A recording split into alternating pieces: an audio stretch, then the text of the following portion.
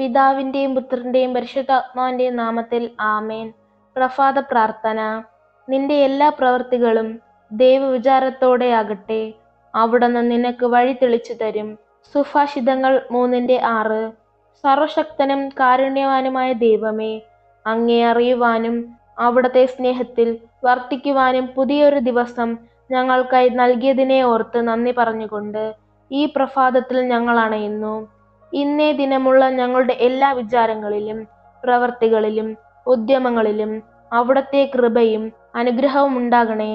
ജീവിതത്തിലെ പല കാര്യങ്ങളിലും ശരിയായ ഒരു തീരുമാനമെടുക്കാൻ കഴിയാതെ പല നിസ്സഹായതകളിലും മുന്നോട്ടുള്ള വഴി തെളിഞ്ഞു കാണാനാവാതെ ദിനവും നിരവധിയായ വിഷമതകളെ അഭിമുഖീകരിക്കുന്നവരാണ് ഞങ്ങൾ. പലപ്പോഴും സ്വന്തം ബുദ്ധിയിൽ ആശ്രയിക്കുമ്പോൾ പ്രതീക്ഷിച്ചതിന് നേരെ വിപരീതമായ അനുഭവങ്ങളും ഏതു വഴിയെ സഞ്ചരിക്കണമെന്ന ആശയക്കുഴപ്പങ്ങളും ഞങ്ങളെ വല്ലാതെ വലയ്ക്കാറുമുണ്ട്. കർത്താവേ, കരുണ ചെയ്യണമേ. ഞങ്ങളുടെ നിസ്സാരതകളിലും നിസ്സഹായതകളിലും അവിടുത്തെ ഉചിതമായ മാർഗനിർദ്ദേശവും സഹായവുമേകണമേ. അവിടുത്തെ കാരുണ്യത്തിലും നന്മയിലും ഉത്തമമായ രക്ഷയരുളി നിത്യതയോളം അങ്ങ് ഞങ്ങളെ അനുഗമിക്കുകയും ചെയ്യണമേ.